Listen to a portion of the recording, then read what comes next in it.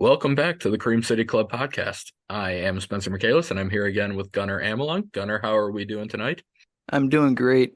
First and foremost, before we start out, I just want to send our thoughts and prayers out to the Pacers GM. I hope he's doing okay. It was probably a long night for him, and we're just hoping he's in all good health and good spirits after a rough one last night. So, didn't want to go much further in the podcast without shouting him out. So, Nope, that's a great call. That's a great call. Hopefully, he was able to put like a pillow under his ribs or something, make him yeah, so he could sleep comfortably. But right, right. no, that's a great point. If you are listening and you haven't yet subscribed, please take a moment to do so on whatever platform you're listening on, and to rate us 5 stars. Please also follow us on Twitter at the Cream City Pod to stay up to date on these episode releases.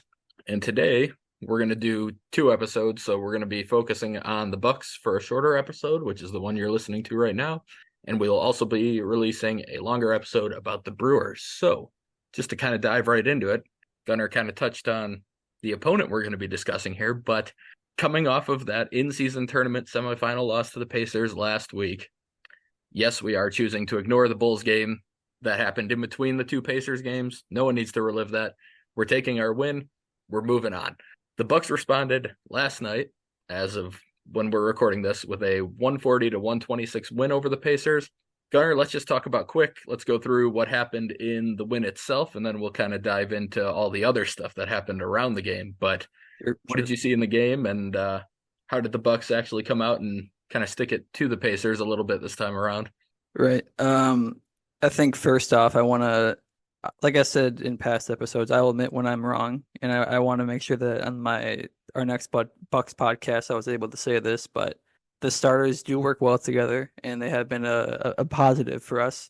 So I will say I was wrong about that. They have been meshing very well together, and I think part of that too is it was always going to come down, obviously, to Malik. He's the fifth starter that we were trying to go in and out with, but Giannis, when he's been in this groove, and we'll touch on Giannis in a whole separate section here next. But I think that was the biggest difference in the lineup is that he just kind of knows where Malik is now, and that's we might have touched on that. I'm not sure if we did, but that was always going to be if Malik was going to flow inside of that offense and it was going to work, it was going to be because those guys were able to get comfortable together and they're able to know where their spots are. And it just seems like Giannis knows where he's going to be at all times, which also helps him when he does do those drive and kickouts. He knows that Malik's going to be there. He knows where Dame's going to be.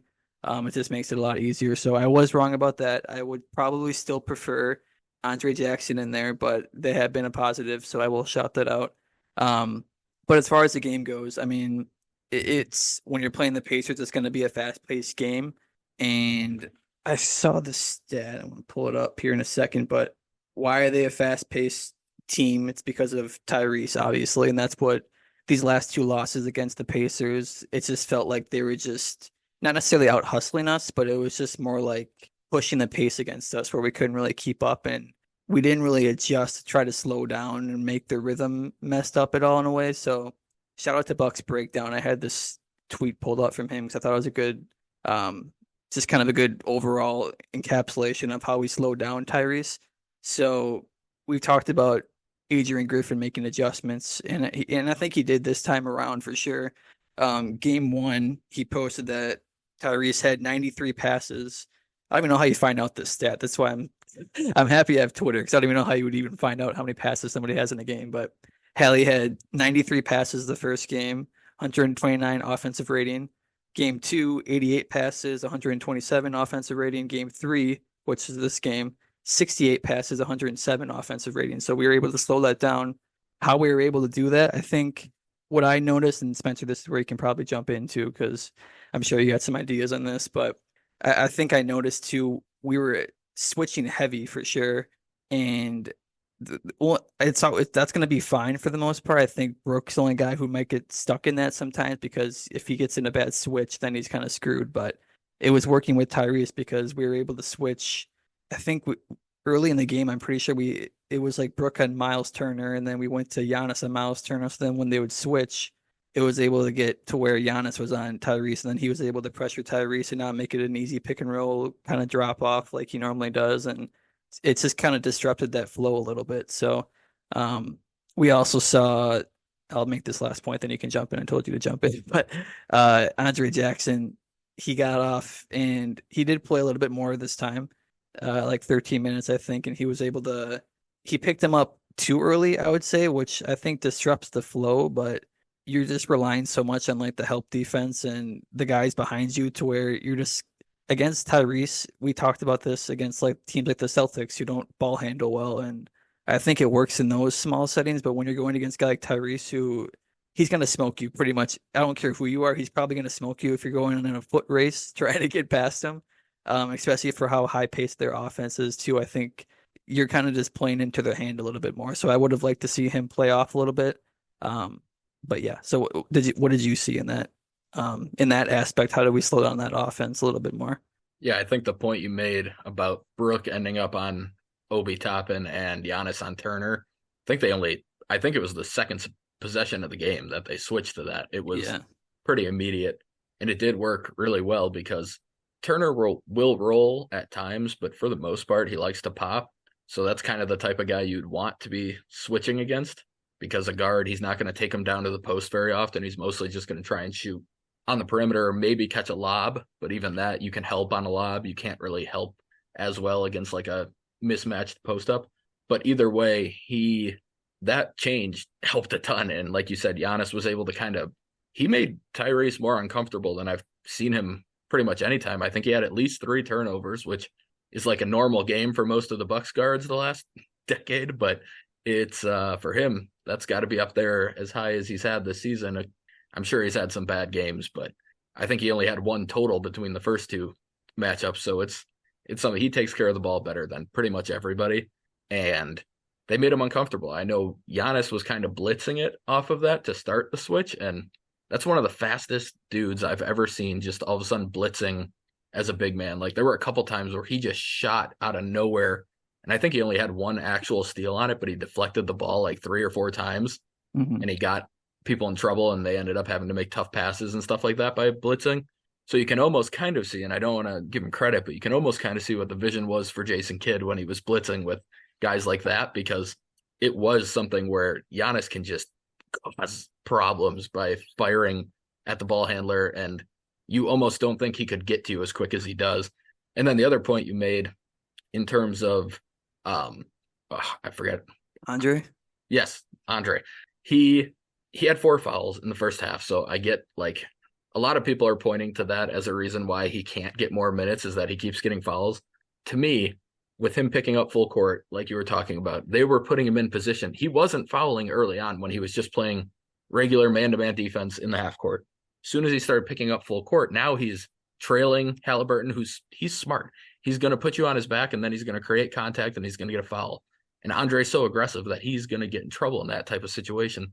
And then, like you said, he's really quick, and he was getting to the hole and he was dunking on people. He's not a huge vertical guy, but he's a quick dunker and he's smart. So he was just putting it down. And I think we know Marjan got by it because that's when he ran into Giannis and we had the first start of what we're going to talk about in a little bit here.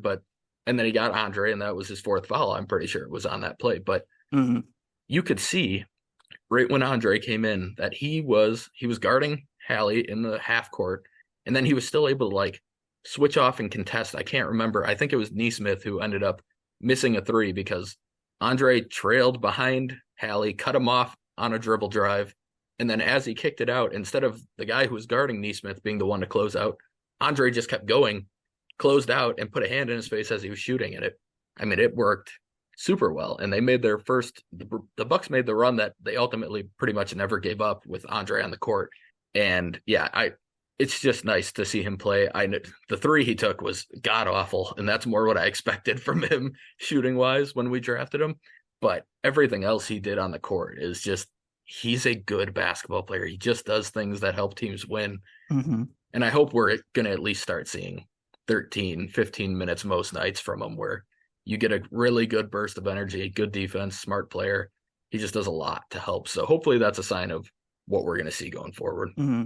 Ironically, I was listening to JJ Redick's podcast again. I don't know why it's ironically. I listen to it a lot, but the point that Eric Gordon made, I don't remember the podcast. He might have came out this week, but he was talking about and I'm a sicko for relating this to Andre Jackson.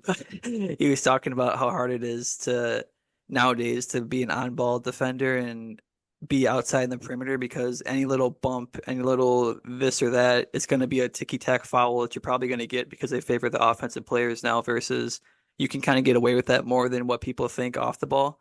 And that's something that Andre for sure has to learn. And it's hard to tell somebody like him to be like, oh yeah, don't play as hard defense because you got to like, oh yeah, back off a little bit. It's a hard thing to actually tell somebody when they're actually that invested in that um engaged. But as far as just like picking guys up and stuff, I think that can obviously change. I'm not sure I would dial him back just because look, he's a rookie too. Like people get like if you're like Jimmy Butler, that's just a random name, but he's a superstar. He plays defense.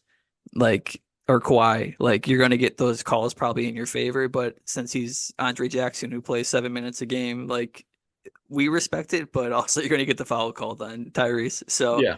he'll have to Well, learn that for sure. But rookies absolutely get a bad whistle in general. Like it has always been the case. They usually get a bad whistle, especially if it's not, we're not talking Wemby, we're not talking a top 5 pick. We're talking a 3-year college guy, second round pick. Like that's yeah. not somebody who's going to have much respect coming in. But like you said, if you prove that you're always physical defensively as your career goes on and you prove that you're a good defender who's physical, stuff starts getting let go. Like you were talking, it doesn't even have to necessarily be a superstar, in my opinion. Like Hmm. you see it with guys like Matisse Thybulle, like guys like that who play good defense and they get away with some fouls because everyone knows that they're just always aggressive. They're always into the body of these guys, and like it makes a big difference. So, yeah, I think down the road we're gonna see the fouls start lessening just naturally, but also like you were talking about, he's gonna be feeling it out as he gets more experience. I think, like you said, don't tell him to back off. Just kind of get him to learn, like, okay, this is my like how to pick and choose when he needs to be as Hmm. aggressive or when he maybe could give a little bit of space and let his length contest the shot instead of being so focused on not even giving up a shot at all. So, do you have anything else on the game itself, or should we dive into Giannis first off? What he was Just able to do? yeah, just a couple quick points. A quick fast one because it didn't really affect the game, but I don't know why now we're like set into rotations, and now there's a very clear pattern to where we love to sub campaign in for Chris Middleton at the every start of fourth quarter for the first 4 to 5 minutes. Which if this is part of like Chris's minutes restriction, partially I get it, but you could also find another body that is not a negative on the courts, at least in that group, because we looked at the numbers at least before this last game, and they were like -10 together versus the starters just subbing in Chris for campaign that's like +10. So that's a 20-point difference. Like I said, last night it was probably close to zero, so whatever. It didn't really affect the game last night, but like, why are you putting yourself behind the 8 ball, like tempting a team like that to who's fast paced can change a game in 2 minutes, as we saw at the end of that game. Like, and that's what their bench. Like, they could get shots up very quick, and that could be a game all of a sudden when we had at least a not a huge lead, but we had a commanding lead. So could that be Andre? I don't know. I just don't need that exact lineup matchup every time when it's proven that doesn't work. Um, and then the other thing, I mean, I'll let you kind of touch on this because I'm sure you've probably held this rant in for a while, but I've been seeing memes of like this is mostly because Bucks fans go at like Joel Embiid and stuff, but they're saying how Giannis like flops and stuff, and they try to discredit his. And this will actually probably lead perfectly into the next part about Giannis, so this is fine. But they're trying to discredit his 60 points because he got 30 from the 30 free throws at the free throw line, and he flops to get his free throws. So I'll let you take that and then Ugh. go into his night, but um, it's just getting way out of hand now. I just can't take it. It's ridiculous. I don't know. Obviously, like nobody watches everybody else's games. Like fans don't watch. I don't watch every Joel Embiid game. So if I say he flops a lot, it's because I saw him flop a few times. Like that is what I'm basing it off of. But with Giannis, it's pretty hard to debate that he flops. In fact, for years I have been asking him to flop more. I would like for him to sell contact a little bit more. Now, I will say the last couple of years he's been getting a whistle that he doesn't need to sell contact as much anymore. For a while before the championship, I would say it felt like he was getting hacked every time he went inside, and he was so unwilling to even like yell or throw his head back or do anything that he Hmm. wasn't getting any calls. I think that's kind of stopped. he definitely gets a lot of respect from refs, and he absolutely gets some questionable calls in his favor. Every single player does, and every superstar absolutely does. He doesn't flop, and he gets smacked around when he gets inside. I mean, it is people grab his arms.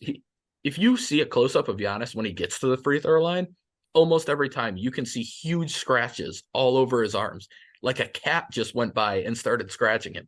Like it's crazy how much he gets beat up over the course of a game. And I get it. People get annoyed when you see that many free throws. But when you're in the paint the whole game, it is not the same as James Harden stepping back, pump faking, a guy jumping 10 feet away from him, him Hmm. jumping 10 feet forward into his chest and trying to get a foul call. It's not the same thing. You drive and you're strong with the ball and someone grabs you, that's a foul. It doesn't matter how you got it, doesn't matter what you did to get there, it's a foul. And yeah, like you said, people, this annoys me more than any other Giannis slander. My other favorite thing about this is that he gets to the free throw line too much, but he's such a bad free throw shooter, according to everyone, that how is he still, if he got there 30 times, he probably should have only made 15 and then he wouldn't have had 60 anyway. Like Hmm. he made his free throws last night at a 75% clip or so. Like, I'll definitely take that. But yeah. yeah. Oh, yeah. And And I'm saying, like, yeah, but you know who he he still gets a whistle because he deserves it, but now Dame, does he exaggerate contact a little bit? Yeah. oh, yeah. But it's still earned. Like I think Yeah. he's just kind of learned the good mix of it where I'm going to exaggerate the contact I already have, where Giannis, he plays through the contact to get and ones. How many times have we seen that? And it's like, I don't even know if there's a stat. I'm sure there's a stat for that for and Oh, ones, there but is. he always plays through every contact ever. Like he's Yeah. never just like Embiid where he'll go up for the foul, then he'll go face first in the ground, even though he's going the opposite direction. Like that never happens with Giannis. He always tries to get the extra No. basket or whatever. So Right. and then last night, 30 free throws. He like yeah, I mean the last like six I could see like or whatever it was, last six or eight, they were kind of ticky tacky because they were trying to probably follow him to miss a couple and then they can get back in the game. But how many did he actually deserve? He probably missed like they probably missed calls throughout the game. Like it all evens Oh, out. yeah. So it's like Yes. I can't take it anymore. And for a positive note, I mean, like you said, Giannis made 75% of them. If that's what he's gonna do now, and it's just I don't even know if we touched on this actually, but his free throws in general too have just looked so much better and just Yeah. like a We lot softer touch, where it's definitely like, talked about it yeah, last time, but it's a huge, yeah, they huge look like they difference. have a chance when they go up versus like he's Yes. aiming the shot, like he actually has some life on it. Um, so I mean that's the biggest difference too. So I mean, how can you credit or discredit a guy who doesn't make free throws normally and made them at a good clip, and then also like deserve the fouls? I don't know, but yeah, that can lead us into all the honest praise that he deserves before we Yeah. get into the craziness. Yeah. So 24 free throws out of 64 points. So 64 points. He scored 64 points. Yeah. 64 points is a lot of points. 57 obviously was the former Wisconsin Bucks record. And Michael Redd had a really cool tweet today congratulating Giannis, which made me very happy. I enjoyed it. No, I honestly, I do want to just, we've talked about Michael Redd a lot on the pod already, but like he is such a cool dude to have around because he genuinely seems to enjoy the Bucks success and the people who surpass him in Bucks history. Like he just seems to think that's really cool that all these guys are doing Mhm. that. And there's plenty of players, former players, who don't treat stuff that way. And it's fun to see a guy you loved through all the dark days have that type of attitude and still love the city, even though he never really got anything truly team wise accomplished here. So Mhm. I thought that was really cool. We've got a couple things here that I think, I mean, Giannis is averaging 40 and a half points per game in his last 10 games against the Pacers. That is the first time since Michael Jordan in 1988 that any player has ever averaged 40 points per game against 10 games against one opponent. So if you're wondering why the Pacers are getting annoyed with Giannis, it's because he is dominating them at a level that almost nobody ever has in the history of the sport. So, I mean, I get Yeah, it. enough said. Yeah, I mean, enough said for sure. I get why Aaron Nesmith might throw him down to the ground instead of letting him get another easy basket on him. And then the other main stat that we thought was pretty interesting is that Giannis is only the fifth player in NBA history to score 60 or more points on 70 or higher field goal percentage. Wilt Chamberlain did it 4 times. The bad man from Utah that we won't even say his name, he did it once. David Thompson did it another time, and then Dame Lillard is the other guy. So the Bucks now have 2 of the 5 on their current team. It was just, I mean, there's not too many words to describe what he did last night. He did not make one shot outside of the restricted area. He That was scored. a note I had. Yeah. He scored at the rim with absolute ease against that defense, and they had That not also scored. discredits him, by the way, too, because he has no bag. So if he gets Right, all the points in the paint, then it also right. doesn't count towards the actual total. No bag as he catches the ball at the perimeter and gets to the rim every time. Like, oh, he must have just ran through everyone, right? That's how that works. He's just a running back. Um, it was no, it was just pure dominance, and it was very fun to watch. I enjoyed it. So I don't know if you got anything else to touch on there, but Yeah. Well, I wanted to ask you a question again because I know you've talked about it in the past, but I think the biggest difference, and you brought up Neesmith, I think I pointed out during that in-season tournament game, I'm like, why don't they just have like Neesmith on him like the whole time? And then that's literally what happened the rest of the game. And then this game they tried it. Um, but the difference was Giannis actually did attack that. But I think I wanted you to speak to why did Giannis in the past struggle with younger or smaller defenders on him versus like a guy who can match up against him. Like it seems like a weird mix, but Giannis obviously figured it out. But what was that hurdle that he had to jump to right. get past that? Yeah, I mean, we talked about it even when we were talking about the Celtics game coming up with Drew. Yeah. It's always been for Giannis, it's tough because these smaller guys who are strong, like Neesmith's probably 6'7". Like he's not a small dude, but in comparison to the Greek freak Giannis, he's not a big Hmm. dude either. And those types of guys do a good job of being able to actually move laterally. So they give Giannis problems because they can kind of slide under his legs and take charges. And they can get in there and they can kind of poke the ball away.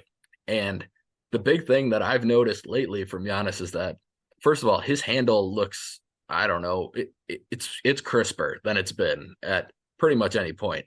It's stronger. He is not as loose with it. You don't see it like kind of randomly. He didn't ever lose the ball that much, but you could tell he was close to losing it a lot when he's dribbled in the past.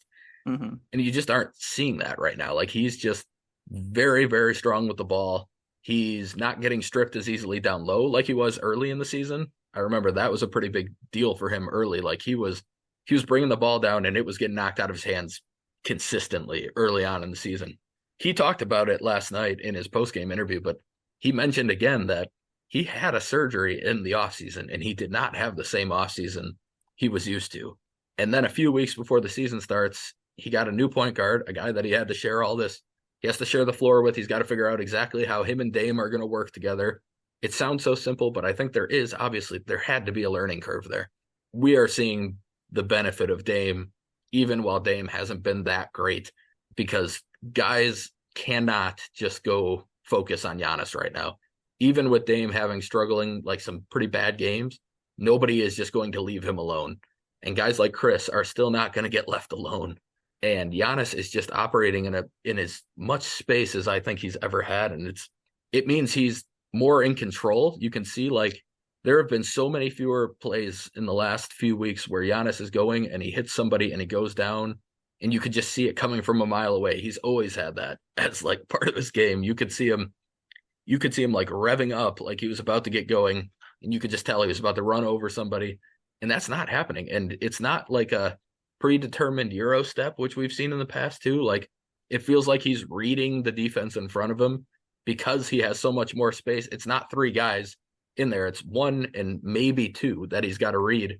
And when he's doing that, nobody can stop him. You got to have some freak tall athlete that can really protect the rim and move. And the Pacers do not have that. And Miles Turner has shown a number of times against the Bucks that he is not the rim protector that people think he is. He is a guy who can take advantage of a bad finish by a guard or something and get a bunch of blocks by hanging out on the weak side, but he's not stopping big men from scoring very often. So Giannis is just more in control to me, and that's why he's able to beat these smaller guys. More control of the handle, more control of his feet and his body in general when he gets inside. And I don't know, it's been fun to see because that's always been like the thing for me. Like he does all these great things inside, but it's always been okay. He does run people over and he does lose the ball Yeah. because he's too out of control. And it just feels like he's kind of starting to scrap that from his game. Yeah. It just feels like such a dumb thing where it's just like he's this unstoppable force, but then you put like Drew Holiday is a bad example because obviously he's a very good defender, but just somebody like that, you're just like, how does he not conquer this like one small feat? But he definitely has done that. The biggest thing I noticed too, just to wrap this all up, was I don't know if it's biggest, but he has stopped shooting threes too, Yep. to at least a point where it's like he's looking to shoot the three. Like I think he shot three last night and he was over three, but at least I can't think of the third one, but two of the three I can think of on the top of my head, like they were within the offense and they're just like it's kind of like he had to shoot it. But whatever, like it's fine. And normally he shoots like one a game if he even shoots one now. And I think it's just kind of allowed him to, again, just you don't need to do that. Just focus on what you're good at. And then I just wanted to wrap it up by just to emphasize what he's doing right now. 32 points a game in 35 minutes on 62% shooting now this year. It's just, uh, and that's goes along with the threes because if he's shooting less threes, his percentage obviously will go up because that's probably what's been holding him back. He probably could have reached 60% if he stopped shooting threes some of these years, but um, it's just we haven't even seen that, and it just seems like it's been coming very easy for him. Like even last night, I might have texted you that or somebody else, but I was just like, why did that feel so easy again? Like, yeah, it's free throws and everything else, but part of it because he's made them too. But it's just like I feel like he could have got like 78 and I wouldn't have been like shocked even if he like really turned it on. Like it just seemed like he just flipped the switch in the fourth and was like, yeah, I'll score like 60, whatever. I don't, we need it, so I'll do it. But it's just incredible the run he's on right now. And we always talk about how we nitpick Giannis and stuff, but this is probably the stretch where throughout the years where it's just like we got nothing to say No. negative. Like he's figured it out right now, and it's awesome to see. So Yeah. Well, speaking of threes, and we did touch on a one of the stats that Dame was a part of, but he also had a what some may consider a game ball worthy moment last night when he moved into the top five all time in three pointers made, passing one of our favorite Bucks of all time, Kyle Korver, with 2,451 threes. So, kind of looking at that top five, you've got Steph, Ray Allen, James Harden, Reggie Miller, and now Dame. Pretty good chance he's going to end up third on this list by the end of yeah, his career. You never know. James Harden could retire tomorrow and just live at a strip club, and maybe he'll pass him in a couple of years too. But right now, poop his he's got pants, whatever he does. whatever he does. Yeah, I mean, he's like 350 behind him right now, so it'll be tough to pass him. They're pretty similar ages, but you never Mhm. know. You could see him. I mean, second's probably he's not catching stuff. No one's catching stuff, but No, you could see second place all time for Dame, which is pretty freaking impressive for a guy who was a 4-year college guy and just I mean, he's made an insane career and I enjoy watching him on the Bucks. So, do you have anything else on the him moving to the top 5? no, not really. I mean, he did have a Scott's Tots situation last night where he let down the Coles kids by promising 30 points and only got 21 because of Giannis, of course, had to go off for 64. But it was cool in the post game too to kind of. I always like wonder. This is me like worrying about stuff, but I'm like, does he get like mad when Giannis takes over and like does he like because he's been used to it his whole career being that guy? Like, is he okay with just like passing the ball to Giannis at like half court and just going to the corner in those situations? And he actually said like it's like nice to be in those situations where it's just like Yeah. I want to get out of the way and just watch like the greatness. So, um, he's been like the perfect guy too, and he even said it like he's not even at his peak for what we expect of Dame, or what we could see of Dame. So, a lot more to come. And yeah, I mean, I would expect him to get up to, like I said, unless James Harden poops his pants and decides he doesn't want to play basketball anymore, which that could happen tomorrow. Who knows?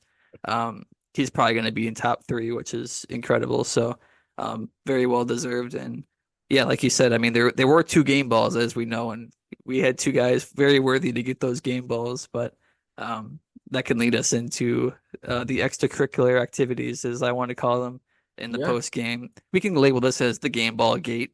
Yep. Um, I Everything's a don't know gate. if you, yeah, I don't know if you wanted a quick recap. I'm sure people are here. They probably know what the situation is, but give us a quick little fast recap of what we're dealing with here. Yeah. So, I mean, I still don't know that anyone knows exactly what happened. I Yeah. mean, probably a few people do, but the general idea of what happened is after the game, a Bucks security guard or staffer of some sort grabbed the ball right away, knowing that Giannis wanted his 64-point franchise record game ball. Somehow, we still aren't sure for sure if this is what happened, but somehow a Patriot or a Pacers coach ended up with the game ball a few minutes later, walked right past Giannis and Thanasis, who were talking with Chris and Dame. They were talking to Tyrese Halliburton and Lloyd Pierce, who is one of the other Pacers assistant. He was a former head coach, though. And at that time, it seemed like Giannis kind of said, "Hey, is that the game ball? Like, I want the game ball." And you could see video of the Pacers assistant just kind of smirking at him and then walking down the tunnel. And then about 5 seconds later, Giannis was also headed down that tunnel, but he was not walking and he was being tried. There was a Buck security person trying to hold him back. He was not succeeding in that. But it ended up with Thanasis, Giannis, Campaign, and Jay Crowder out there in the tunnel, all kind of screaming at the entire Pacers team about getting the ball back. And we hinted at it earlier, but Rick Carlisle then tries to go into an explanation of how it was just a misunderstanding, which I genuinely do. Like, for me personally, I kind of believe that there probably was a bit of a misunderstanding here, that they weren't truly thinking about it, but that once they figured out what was going on, they still had no intention of giving the ball back. Yeah. And he said that the Pacers GM got elbowed in the ribs by a Bucks player. He didn't specify who it was. And we there was they said that, first of all, they said they got the ball for Oscar Tshiebwe's first NBA point. They said they do this for all of their players' first points, which I know for a fact a lot of teams don't do that, because Yeah. Giannis even said, "I don't have the ball for my first point." And I know teams don't do that for everybody, but they might do it. That might be part of their tradition or whatever. Either way, the ball did apparently end up with Giannis. Giannis doesn't think it's the real ball, but he's just going to take it and give it to his mom, and everyone's going to be happy now. But it was, we were all just kind of watching it on Bally after the game. We had post game on. I just kept it on because I wanted to see Giannis do his little interview with uh, Melanie Ricks after the game. And Yeah. all of a sudden I saw Giannis sprinting down the tunnel and I was like, what happened? It was and we didn't even touch about on it when we were going through the game, but I think there were 8 technicals in the game. Bobby got tossed. Aaron Mhm. Nesmith had a flagrant and a technical. It was a heated game in general. So I think that was part of why all of this happened. And the Yeah. Pacers He was kind of getting just walked chippy. off the court. Yeah. The Pacers just kind of walked off the court. They didn't really. That's what I thought. I mean, we can get into the initial reactions. I initially thought it was because they were salty because Giannis had that dunk at the end, and they were just like, "Oh, he's quote stat padding," even though like, okay, there's 30 seconds left, and you're clearly trying to play the game still. Like, who cares? I'm just so But sick of that argument. Buddy Hield, Buddy Hield hit a buzzer beater three against the Celtics in that in-season Yeah, tournament game, which doesn't. There's no point differential at that point. When they were up by 7, he had a buzzer beater three to end the game. Giannis dunked with like 28 seconds left. We would have yeah. had to have a whole possession anyway. Yeah, No, I mean that's the point too. Even if that was the case, it was stupid, and who knows what that was. But that's what I initially thought. I'm like, oh, they didn't shake hands. That's why everyone's like upset. And then I saw Giannis sprint to the locker room, and I'm like, okay, well that's a slight overreaction if they just didn't shake your hands. Like we can talk crap about them in the post game or whatever, but because we got the upper hand at that point. But then slowly started trickling out about the game ball. Um, I think they know what they did because Rick Carlisle was kind of just like, oh, we weren't even thinking about Giannis. How the announcer probably announced that we had the franchise record holder now yes, on Giannis. Like twice over the the whole loudspeaker. crowd's going nuts like 3 times. Like you know exactly what's going on. Um, and also like you said, we had another guy who had a record in the game as well. Like we're the home team on top of it. Like it takes like 2 seconds. I know Giannis wouldn't have this conversation. I mean, he wanted the ball clearly, but you can talk behind the scenes with your guys and figure out, okay, like we normally do this. Like this is a weird thing that we do, but um, like I don't know, get a ball somehow for the guy who scored 1 point, didn't even score a bucket. He got 1 point. And he scored a point already in the in-season tournament game, which doesn't count. Um, but it's just I don't know. I mean, as far as I know we'll probably get into it more of like Giannis's was he overreacting or whatnot, but to me, I don't know. I loved it. I didn't really care. I got hyped up when I saw him run into the locker room going 1 versus 20. And then obviously his teammates and stuff backed him up too. It's just funny. And I just think Rick's interview too is just ridiculous at the end. Yeah, was it a big, like you said, was it a big misunderstanding? Probably. But you easily could have handled it a lot better before that even got to that situation, in my opinion. But um, yeah, I mean, I think Giannis was well in his rights to at least question. I don't know. You can argue about should he have gone 1v20 and tried to get suspended if he did something bad in there, but I just think it was they were well in their rights to get yelled at, and they knew what they're doing too. On top of it, this would be my last point of, like you said, the assistant coach like was calming him down, saying, "Yeah, I know, like it's our fault." And then Tyrese, he's annoying me. It's not that I don't like Tyrese. Speaking of my podcast endeavors, I did listen to a podcast like last year, and he was talking about how he wasn't that big of a Wisconsin sports fan. And I think that now I'm just rubbed the wrong. Like you're from Wisconsin, you can at least talk nice about the Bucks and the Brewers. Like you don't have to actually crap on us. Um, but yeah, he just rubbed me the wrong way. But I just think they know what they did if they were in a situation where they're literally apologizing, trying to calm everybody down. Yeah, I mean, we were texting about this the whole, we were texting about it a lot last night, but I think for me, like, I do think there was probably an overreaction on the part of Giannis. Like, he went further than he needed to go in this situation.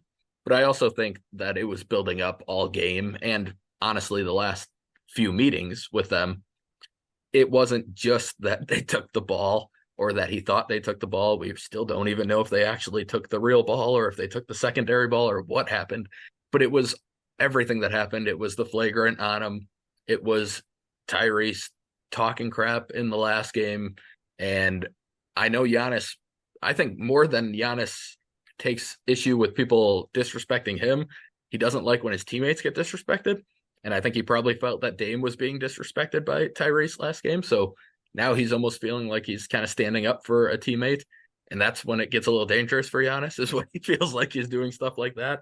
But I thought in general, he was at least able to, for as far as we know, and there's been no reports that Giannis went back there and started swinging or doing anything stupid in the tunnel. Yeah.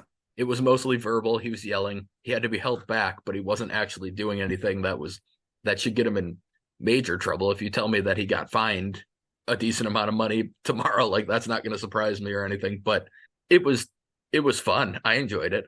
I hope it's a rivalry starting. Like I would love to have a real rivalry. Like even the Celtics haven't had real like stuff like this happen with them. Like we haven't liked them. We've had a lot of battles with them, but we haven't had like a real, hey, like we hate these guys type of situation. And that might be brewing with the Pacers, which would be kind of fun. And beyond that too, I think this could potentially be a wake up call, not even a wake up call, but a like something that ignites the Bucks and kind of brings them together. And I feel like as much as we've talked about everything else with scheme and everything else, it has felt like there's just not been that same camaraderie that we've had in the past on these rosters. And I don't think guys don't like each other or anything along those lines, but they haven't had like a coming together moment yet. And I'm hoping maybe last night's incident will kind of push them that direction. And now all of a sudden we might see them go on a run just because they have some extra energy, some extra juice, just that fire that you kind of need to go out and win games that you probably know aren't actually that important towards what you're trying to accomplish at the end of the year. But I think building habits and stuff needs to start now. So I'm hoping this will kind of lead them towards that. I don't know if you have any thoughts on just the way it might be able to motivate or push the team forward after this. No, that was just a great point. I mean, like you said, these types of things tend to bond the teammates together a little bit because they all have to kind of come together and defend each other. And I didn't even think about the fact that maybe Giannis was actually doing it more in defense of his teammates because that actually would be more of a Giannis thing to do. So yeah, just good points for sure. All right. And now to some bad points from our friend Justin Grober. He had some questions for us that we have made a little more PG than what he sent us, and we're going to paraphrase a little bit, but we're going to answer them. Don't worry, Grover. So, first question, he said that Giannis has now built a little bit of a resume when it comes to getting into scuffles. He talked about his headbutting of Mo Wagner and the ladder incident in Philly, just to name a couple.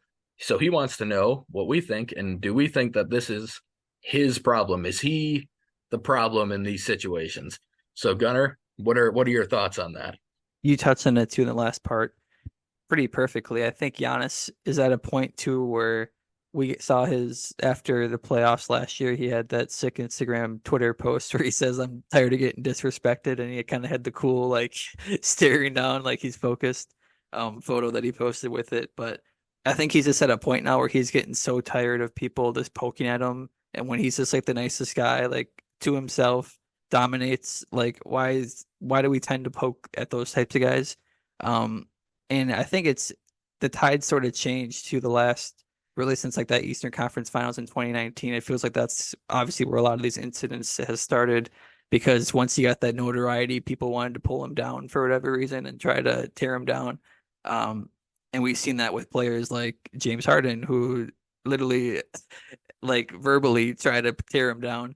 And that's a one-off situation, but and Giannis has never really responded to that. He made a couple of jokes at some All-Star games saying how like he won't pass to me or something, but like that's not Giannis to like get into like a fight over it. He'll just dunk on you next time he sees you. He doesn't really care about that type of stuff. But as far as like Mo Wagner and stuff, like there's also a trend with like yeah, Mo Wagner's got a reputation too. Like that's kind of what he makes his living on is those type of guys where they try to poke bears at the superstars.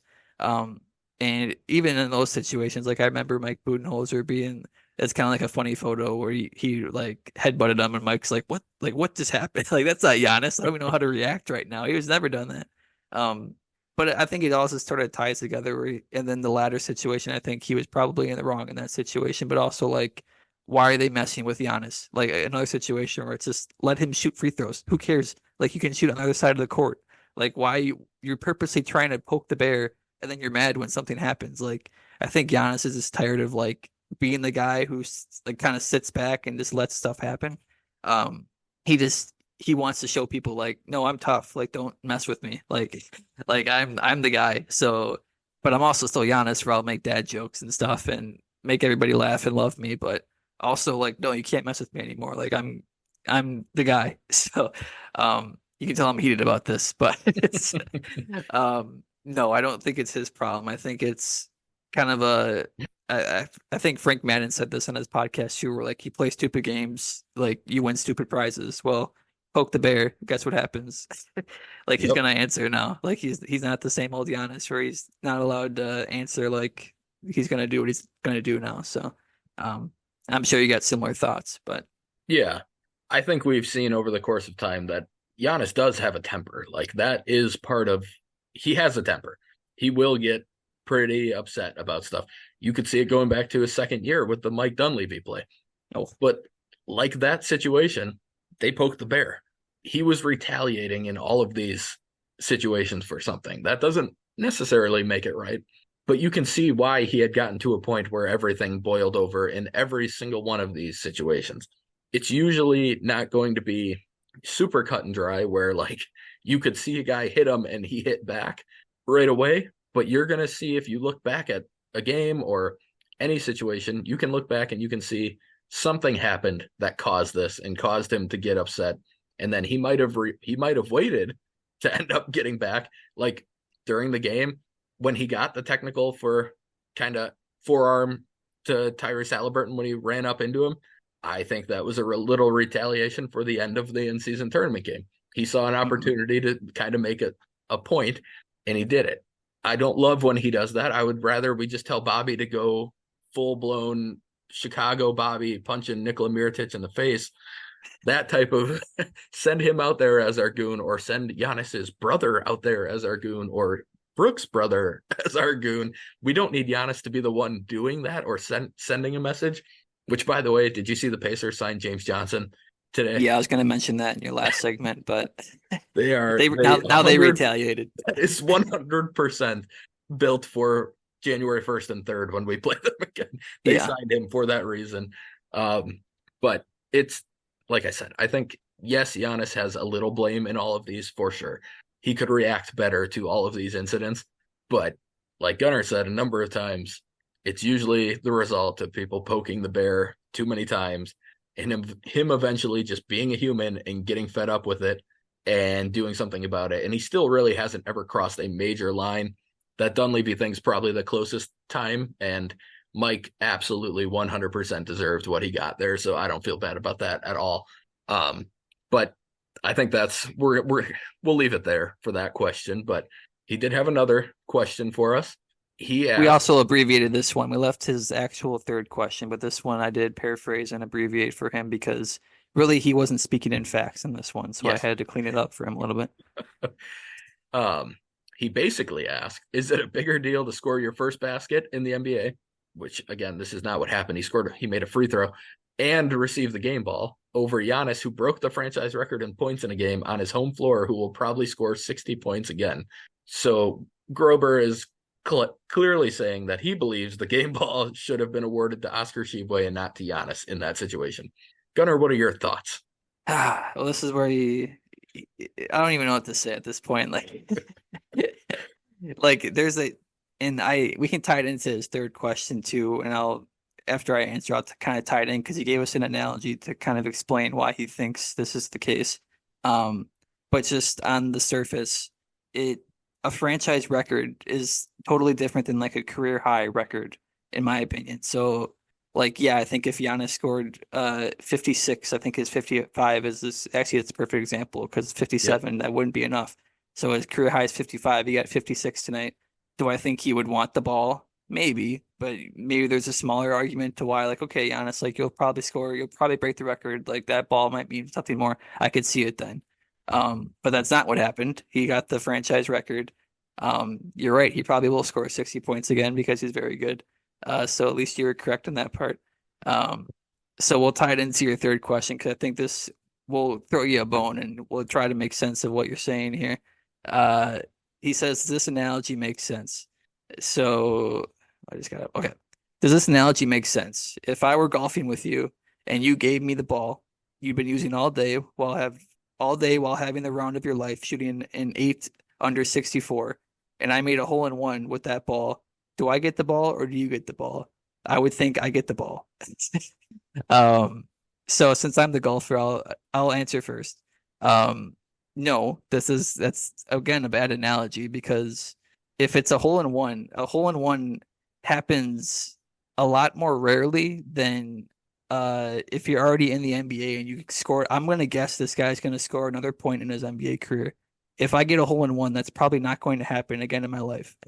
So yeah, I guess would you in that sense I could see where you made a stronger argument because you didn't even really relate to an actual NBA situation. So like, yeah, if it was a hole in one, I could actually see this argument being a little bit more makes sense. I just don't see how that ties in. Second, if let's say this isn't just a Giannis career high though, this is a Giannis franchise record. So this is like if we went to the course and we got there and we found out the course record was 64, like you said, or it's probably better than that, but 61 is the course record, we'll say, and you got a 60, and I got the hole in one. I'm going to give you the ball because you just broke the course clubhouse record and got a 60. And my hole in one, I can, I don't know, I'll take a photo. It doesn't really like your course record is a lot more important than my hole in one, I guess, in that point. Um, but yeah, I can. Spencer probably has a few tidbits as far as the thing in general, but. I get your analogy. I just don't think it's a perfect one-to-one, I guess. So, yeah. First of all, based on what I have heard about Grober as a golfer, if he tells you he shot a 64, he shot like an 83. So we're going to start off with that. There's no way. And if Grober tells you he made a hole in one, don't believe him. He didn't make a hole in one. So either way, he's not getting Roper golf. is good at golf. I will say that he's a very good golfer. I'm not saying he's not a good one. I'm But saying the honesty, yeah, yeah. yes. I'm not saying he's not a good golfer. I'm saying he's not an honest golfer, and those are separate. But yes, I mean, comparing a hole in one to a free throw, I could send my mom to the free throw line, and she would probably make a couple of them. And if I put my mom on a golf course of any length or any distance and gave her 500 golf shots, she would not make a hole in one. I could put her on a mini golf course and she wouldn't make it half the time. It's it's not even close to a 1-to-1 situation in that type of regard. That's almost like, more, at least more in line with that would be like a guy making a buzzer beater to win a game compared to Yeah. like getting his first shot. Like that's more in line with a hole in one. But either Or to way, like his original question where he was like, I this is where I paraphrased it, and I probably should have left this part in, but it doesn't really still doesn't go with your analogy very well. But he said like 1% of the league, or like 1% of the population, which is probably even less than that, make the NBA. So this is like if Giannis like stole the guy's draft hat and said you can't have this because I'm the MVP of the league and I get all the draft hats. Like, yeah, that would be a one-on-one situation. You should be proud you made the NBA. Like, I get it. That's a one of one. Like, he's going to score another point in the NBA. Like, he can find another tidbit. He can pull, I don't know. He can say that Giannis got the game ball that game because he got the franchise record on the day that I scored the 1 point. Like, I don't know. It's not that important for you because you're going to score another point probably. And if you don't, that's on you. I'm sorry. That's you got a good story then. Like I said, you can say that Giannis scored 64 points and ran into our locker room and didn't because we stole the ball because I'm an idiot. yeah, instead of putting the game ball in your trophy case, you could just have like a little TV screen that shows Giannis running into the locker room trying to steal the game ball from you. That would be, honestly, to me, that's a better story than just having the ball. I would rather have that. That's going to be a way better story to tell down the line if that's the only time you ever have a chance to get a game ball. Yeah. I'm All just right. disappointed in this question because I thought we got over the Giannis hate with Justin Grober after the championship. He apologized to us. He Yep. said And then that, Grayson got traded, and now he's, yeah, and now yep, we get it. We know what it is. And I knew what was coming, but it's unfortunate. yeah. So, I mean, we talked about it a little bit. I don't think we need to talk too much more, but do you think there is a decent chance here that we're going to see a new rivalry between the Bucks and the Pacers, at least, I mean, in the near future? Yeah. I mean, as far as like this situation kind of reminds me of, and it's not as good, but when the Bucks played the 24-0 Warriors, and people probably get, oh, we were better than the Bucks back then. Like I understand that, but I think it's like we need to be like playoff tested, in my opinion, to be like this is like a rivalry. Like I'm these games will be super. I'm circling January 1st and 3rd, like that it'll be super fun. But I think it's them more like being like, oh, we're like now the team that people come at, which is awesome. But it's more of like we want to test that team now. We want to be considered in that threshold, which again, we're Bucks fans. I was dying for that too. Like I didn't get the 24-1 shirt, but I was screaming at the screen like, yeah, we're and then they got their lick back and whatever they wore I remember like 12 and 18 shirts when we when we showed up next time. So like we weren't very good, and like I said, the Pacers are good. They'll probably make the playoffs, so it's a little bit different situation. But I would like it if it's a rivalry. I just think there needs to be a little bit more juice to it to actually make it like for Yeah. years to come. But yeah, I mean it'll be fun games for sure. Yeah, I agree. I think it becomes a real rivalry if there's a good playoff series at some point with the two teams. But for now, I'll take as much of a rivalry in the regular season as I can get, make these games a little bit more exciting. There's definitely going to be a little more juice around those two matchups in early January. We did have one other Twitter question from Samuel Clemens at Baseball Fan Sam 9. He was asking us how we view the in-season tournament and how it can benefit the league in the future, and how can teams use it to their advantage. So we have talked about the in-season tournament a decent amount in terms of like how we view it. I think that probably hasn't changed. I'll sum it up quickly. We both think it's fine. Like I don't love it. It's not something that I was super, super excited about, but I think they did a good job with it. And I do know that, I mean, we can talk about how it would benefit the league in the future. I know that ratings for the championship game were higher than any regular season game in like 6 years or something. This non-Christmas Day game, I should say, in like 6 years. So I guess in terms of what they want, they got people to tune in and they got people to watch. So that's good for them. I think it would actually benefit the league in the future to make it a little later in the season. I think the point was to try and make early season really exciting and to try and give like a little bit extra juice to the beginning part of the season. I think it would benefit the league to do it maybe starting, honestly, if they made the first game the Christmas Day games or something, that could add even more to that appeal. Stuff like that. Maybe start it a little later, move it into January, get it closer to the All-Star break when it finishes up. But other than that, I mean, how can teams use it to their advantage? I think it gives you at least a little bit of a feeling of what playoff basketball feels like. But the fact that it's single elimination makes it so much different just because the biggest part of the playoffs is that you just keep playing the same team and you have to make those in series adjustments where you may not it's not the same as just preparing for one game and moving on like you do in these. Like the team is going to adjust to you and you have to adjust back and you have to do all these things. So I'm not sure how teams can use it to their advantage. Gunnar, do you have anything you think you could see them being able to use it that way? Yeah, a little bit. I mean, just testing your young guys, I think, in those situations. I mean, I was even caught victim of it. I said, like, why are we playing like an 8-man rotation in like November or whatever, like December, early December it was. And then I guess it's because you're trying to test those guys for those situations they use in the playoffs. Um, I did say that if a team like the Pacers won, it would be like a good thing for them. So like yeah, it's like I joked on Twitter last night how they got second place and not I asked for it, so now I'm gonna joke about it. But um, no, I mean, like I said, it is cool and it's fun. I just think for me, like you said, that was a great point. Of I think I would push it back a little bit and have like the first game be like on a more significant date, and then probably I think 4 games felt like a little bit light too. I think you could probably stretch it out a little bit, but especially too knowing the point differential stuff that will just make all those games a lot more competitive, and we'll see that throughout a longer period versus just like 4 games, and then now people will kind of they probably won't take off and like rest till the All-Star break. But now it's just kind of like, well, party was over, and yeah, Christmas Day is always a big game, but then you got like a month and a half now where are we going to go back to normal or like what's going to happen? So, um, and then you don't have to worry about obviously All-Star break to the playoffs because everybody wants to stay fresh and stuff. So it's Yep. just like how do we stretch it out a little bit more? And I mean, you said it, so that's what I would do for sure. All right. All right. We'll close out this quote unquote short or podcast. I'm not sure we're actually going to be short here, but um with our random Bucks picks that we are doing at the end of each episode. So Gunnar, if you want to kick it off. Yep. So I just went first thing that popped in my head. This, cause I actually forgot about this until you were talking about the last thing. I just went first thing that popped in my head and I went Jody Meeks. Very short lived here. I was very sad. I loved Jody Meeks when we drafted him because I'm like, this is exactly what we need. This type of like, people say 3-and-D all the time. I think he actually was. And he just didn't get to play a ton, but I was at the Brandon Jennings 55-point game with my dad.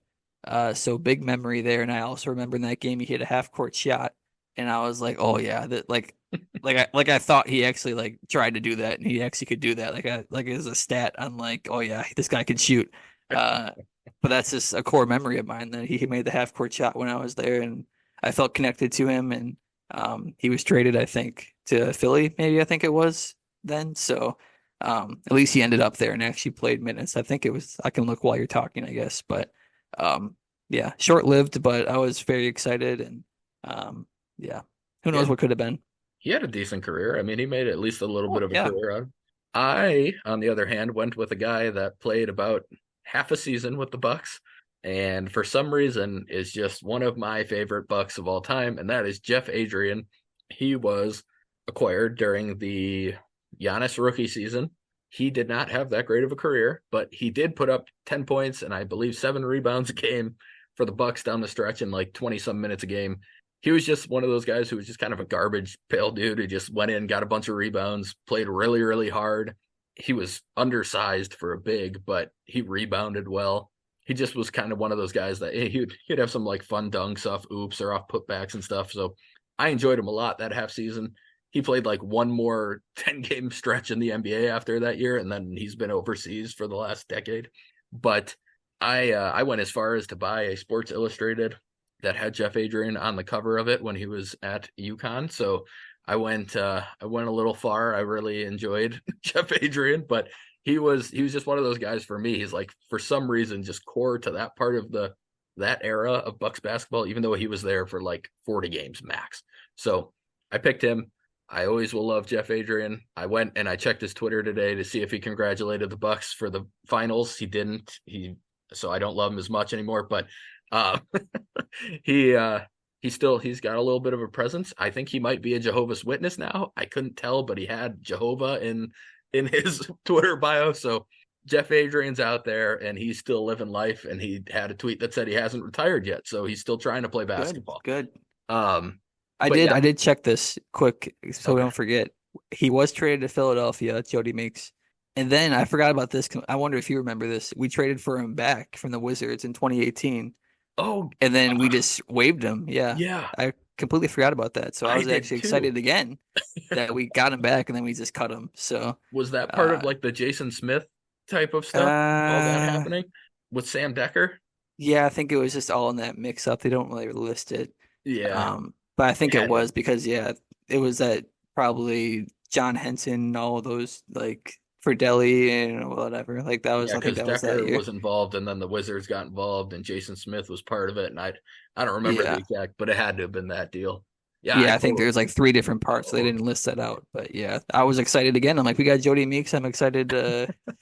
We weren't gonna use him a ton, but I'm like, yeah, he can maybe like fill in some minutes here and there. And then we just yeah. cut him. So Oh, I and I was totally. not happy about Sam Decker. I think you might have been. I said this guy, I do not want him. I I have no hate necessarily for the Wisconsin Badgers, but when the fans sort of mix over with the Bucks fans, it's awesome that they do. But you got to know when a guy sucks, and I don't think he sucks. He was all right. He's a good, solid player, but it's just like this guy should not be playing 25 minutes, which that's what I was scared of. So Right. if it, Yeah, on a normal I world, was I kind would of have been fine. I was kind of excited that he might be coming there, but I didn't want him to play. I just Yeah, wanted that Sam was my Decker to be on problem. the Bucks. I But didn't you, want people to be like, "Why is he not playing?" He's yeah, and like, that guys, I absolutely like him happened. too, but I we got to That find a way to definitely would happen. separate the two things. Yeah. All right, we'll close it out on that. So we're gonna be this is gonna be a long night because we're recording this Brewer one after this. But if you are if you're listening again, just please like and subscribe on whatever platform you're listening on. Remember to follow us on Twitter at the Cream City Pod, and please feel free, as always, to leave feedback for us on how we can get better. Thank you all for listening, and we will see you next time. Peace.